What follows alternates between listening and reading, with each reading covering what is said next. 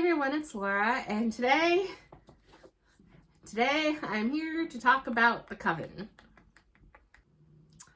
So I was lucky enough, or unfortunate enough, to see that they had this on Everend as an audiobook, and so I listened to it that way. It's a very short audiobook. At the speed I was listening to, it was like just under 4 hours, I want to say. This was not the book I was expecting. Also, I did notice from this version of the book, I don't know if there's reprinting or something. I thought this was the most recent, because I've seen Steph Loves have a different version of this book, but I didn't know if she's in the UK, if it was just a different thing, or if this has been republished at some point in time. But this is also the version that's in my local Barnes & Noble, so I didn't think anything of it. But this version is different than the audiobook, because some of the time I was reading along with the audiobook playing, and sentences would be different or omitted. And at one point, there was like an entire 3 pages that was missing that were in the physical book I have, but not in the audiobook. And I don't know how that works. So just be forewarned, if you like to read things, listen and read in tandem sometimes, that if you have this version of the book, it's not the same necessarily as the audiobook. It's the same overall story-wise, and you won't really miss anything if you're just listening to audio and you have this book. But like there are some differences. But this was not exactly what I was expecting it to be, because the book description says, "Raised to be my father's weapon against the Coven that took away his sister and his birthright, I would do anything to protect my younger brother from suffering the same fate. My duty forces me to the secret town of Crystal Hollow and the prestigious Hollows Grove University, where the best and brightest of my kind learn to practice their magic, free from human judgment. There are no whispered words here, no condemnation for the blood that flows through my veins. The only animosity I face comes from the beautiful and infuriating headmaster, Ulrich Grayson Thorne, a man who despises me just as much as I loathe him and everything he stands for. But that doesn't mean secrets don't threaten to tear the school in two. No one talks about the bloody massacre that forced it to close decades prior, only the opportunity it can afford to those fortunate enough to attend. Because for the first time in 50 years, the Coven will open its wards to the 13 promising students destined to change the world. If the ghosts of Hollows Grove victims don't kill them first." So that sounded very intriguing to me. I, however, wish that I had continued on to the front of the book to read the trigger warnings, because for anyone who's interested, this is a dark paranormal romance with gothic vibes and dark academia setting. The male lead in this series is pushy, domineering, and manipulative. He goes beyond my typical morally gray anti-hero, and in my opinion, an actual villain who gets his happily ever after. Triggers include dubious consent, forced feeding, graphic violence, rough and explicit sexual content, forced proximity, betrayal, references to past abuse and traumatic reactions to trigger stimuli, knife violence, graphic depictions of blood, physical harm inflicted upon the main character, and ritualistic murder. Based on those trigger warnings alone, I would know that this book is not for me, because Willow is a witch, and all the witches can trace their power back to Charlotte Hecate, who is the one who made a deal with the devil to grant them their power. And they have different lines. She became immortal as part of the deal, and she helped found the school. And as part of the deal, they have different lines. Each line has different specialties. Like there are green witches that like kind of have earth magic. They can also call on stone because it's of the earth, plant magic. And then there are like crystal witches, which I believe are the white or the yellow. the white, I think, the yellow are fire. They have stars, like star witches, and they have the Hecate line that Charlotte was originally from. She's a necromancer line. And so they have different types of witches. Willow is a green witch, and she is also a descendant of the Hecate line that everyone else thought was dead. And it's not really a surprise because it happens really early on where you know that she has dual lineage for that, but she's hiding the Hecate line as she goes to the school. And as part of the bargain is that they have these vessels, which are basically demons in like mud golems that take on a human form as part of magic. And they'd have to sustain themselves with witch's blood, so they have fangs. So it's like a weird take on a vampire thing.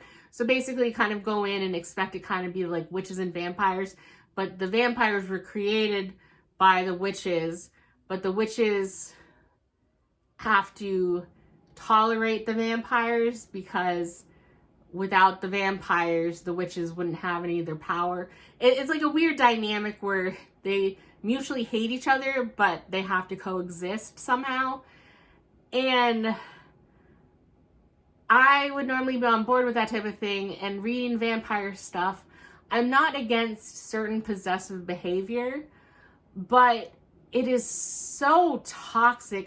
The type of possessive behavior I normally find appealing is when, if anything, one of the partners is overprotective or slightly possessive, only for the partner that they're trying to protect to prove how strong, independent they are, and that they don't need the protective partner, but they're happy to be with them and sometimes relish in the love that the overly protective partner gives them.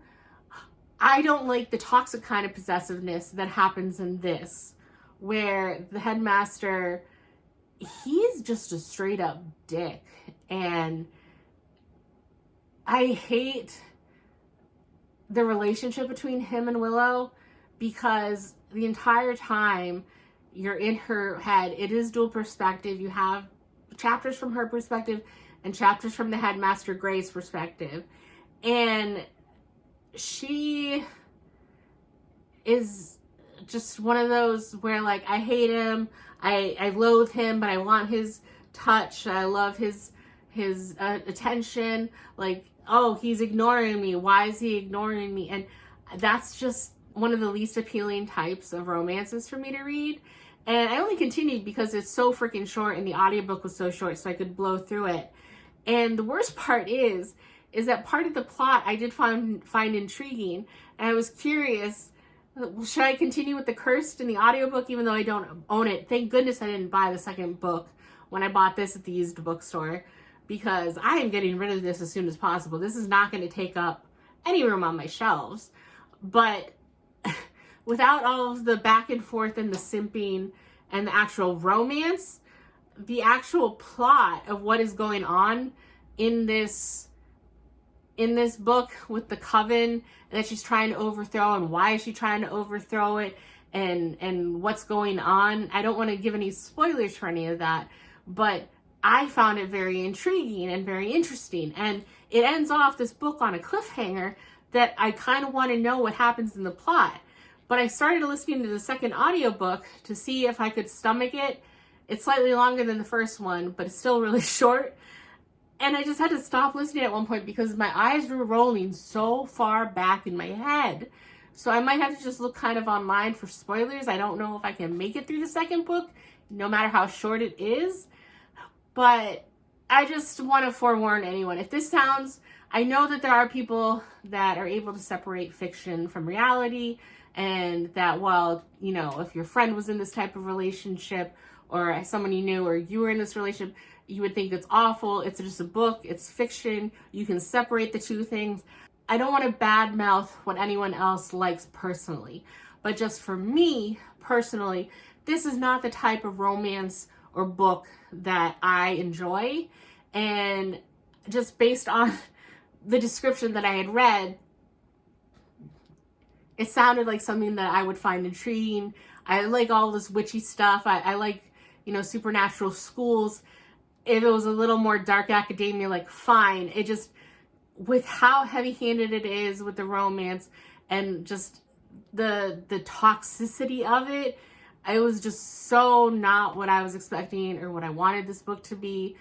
But part of me, I had to give it a try because I bought it and I didn't want to just unhaul it immediately once I read the trigger warnings. So I'm not necessarily upset that I gave it a listen to, but I do really wish that, I guess, lesson going forward, that I had opened the book further and seen the huge list of trigger warnings, and I will make sure to do that going forward with any book purchase, because I definitely, for me and my personal taste, I would not have bought this book if I had just gone that far.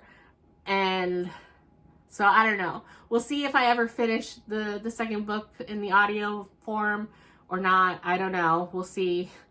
But it's just not my cup of tea. I'll give it a 2.5. And that is mainly just because, like I said, I found the plot itself of what was going on in the background really intriguing. I liked the magic system even. Like, when they come to collect her, they make it sound like she willfully enrolls in this university. Like, they come to collect her, and because it wasn't on her timing, she fights for a while at first. And the magic and what she's able to do sounds really cool. So 2.5 for that alone. If it was just the romance portion of it, I'd give it like a 1 star, because it's not my cup of tea, not what I wanted, not what I signed up for. But 2.5 because I did like the plot and what was going on in the background, and seeing different powerful figures and they're plotting in the background, and figuring out what the goals are of different powerful figures in this. But that's all I have to say on that, and I will see you in the next one. Bye!